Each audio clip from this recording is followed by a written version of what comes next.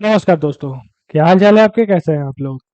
अभी BPSC TR 3 का result out हुआ है और वो रिजल्ट एक बार पेपर लीक होने की वजह से कैंसिल भी हो गया था। उसके बाद में री एग्जाम करा के उसका रिजल्ट आउट किया गया है। समस्या में रिजल्ट आउट होने से नहीं है, समस्या में ये है कि सरकार की जो या शिक्षा विभाग की जो नीतियां हैं उस पे हमको थोड़ी सी नाराजगी है। और हमको ही नहीं है, ईडब्ल्यूएस और जनरल कैटेगरी के जितने भी एस्पिरेंट है जो बीपीएससी टीचर का तैयारी कर रहे थे उन सब की ये समस्याएं हैं। बात ऐसा है कि एग्जाम से पहले बात हुआ था कि ठीक है, कोई बात नहीं है, सीटों में थोड़ी सी ऊपर नीचे किया जा सकता है और आरक्षण में कुछ कमी नहीं किया जाएगा, क्योंकि आरक्षण तो संविधान के तहत ही हम लोग को मिला है। तो उसमें आपका हमारा कोई अधिकार ही नहीं है, किसी भी पॉलिटिशियन का कोई अधिकार नहीं है कि उसको कम करे या ज्यादा करे।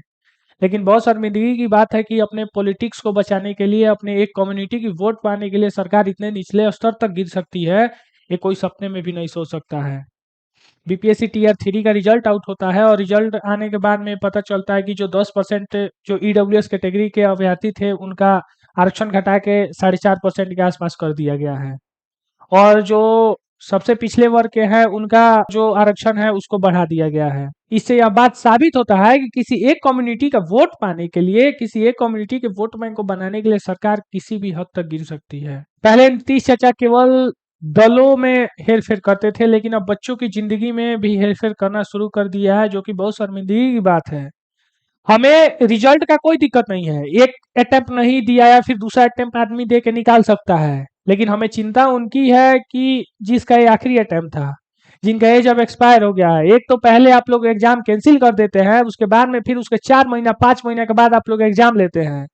और मान लीजिए कि दूसरे अटेम्प्ट का जो एग्जाम इतना लेट लीजिएगा, अगर मान लीजिए उसमें किसी का सिलेक्शन नहीं हुआ किसी कारणवश, क्योंकि आप लोग जो आरक्षण वाला जो गेम खेले हैं ना वो बहुत गंदा चीज है। आप लोग को शर्म आनी चाहिए कि किस अधिकार से आप लोगों ने निचली जाति का आरक्षण बढ़ा दिया, और जो हम लोग 10% ईडब्ल्यूएस वाले थे उसमें आपने 4.5% करके और फिर 50-50 के आसपास बांट दिया है मेल फीमेल कैटेगरी में। तो एक बात बताइए, बिहार की हालत कैसे सुधर सकती है?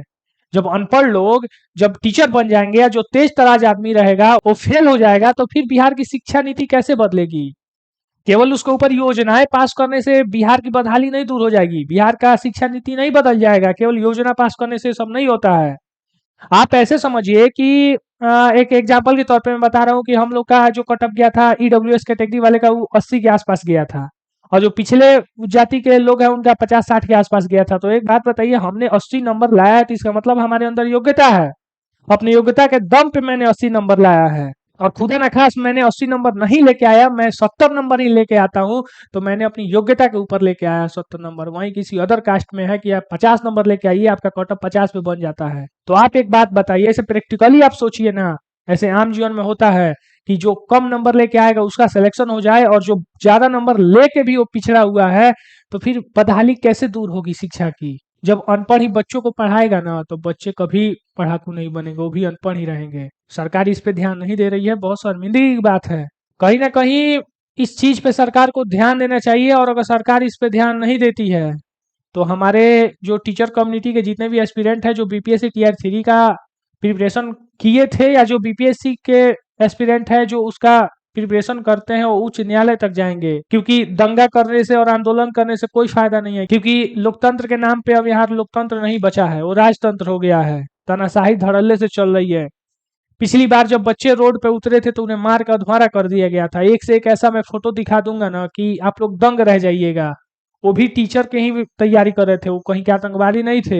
बड़े बड़े मुजरिमों को माफ कर दिया जा रहा है, लेकिन वहीं कोई बच्चा अपनी हक की लड़ाई लड़ रहा है ना तो उसको मार कर अधवारा कर दिया जा रहा है, उसके ऊपर आंसू गैस के गोले छोड़े जा रहे हैं, उस पर लाठीचार्ज किया जा रहा है। क्या सही बात है? एक लाइन है कि बच्चे देश के भविष्य होते हैं। तो आप ऐसे सोचिए, जहाँ बच्चों को ही मारा जा रहा है, पीटा जा रहा है, वो भी बेवजह, क्योंकि वो अपना हक का लड़ाई लड़ रहे हैं, वो अपने अधिकार को मांग रहे हैं, तो उस देश का कभी विकास संभव है? कभी संभव नहीं है। मैं सरकार से हाथ जोड़ के निवेदन करना चाहता हूं कि जो टीआरई 3 का जो एग्जाम हुआ था उसका जो रिजल्ट आया है 4.5% के आसपास, जो हम लोग का ईडब्ल्यूएस कैटेगरी वाले का रिजर्वेशन जो 4.5% कर दिया गया है, उसको कम से कम 10 का 10 रखा जाए, क्योंकि संविधान के साथ छेड़छाड़ करने का अधिकार हमको और आपको नहीं है। और ये छेड़छाड़ हुआ है, ये साफ दिखाया जा रहा है कि यहाँ लोकतंत्र अब नहीं रहा, यहाँ तानाशाही चल रही है। बच्चे सुसाइड कर रहे हैं, बच्चे मरे जा रहे हैं, इस चिंता में बस उनका लास्ट अटेम्प्ट था। सरकार उनके हाथ में कटोरा थमाने का काम की है अब की बार, और ये बहुत शर्मिंदगी की बात है और सरकार को इस बात पे शर्म आनी चाहिए, क्योंकि इससे बड़ी शर्मिंदगी की कोई काम हो ही नहीं सकती है।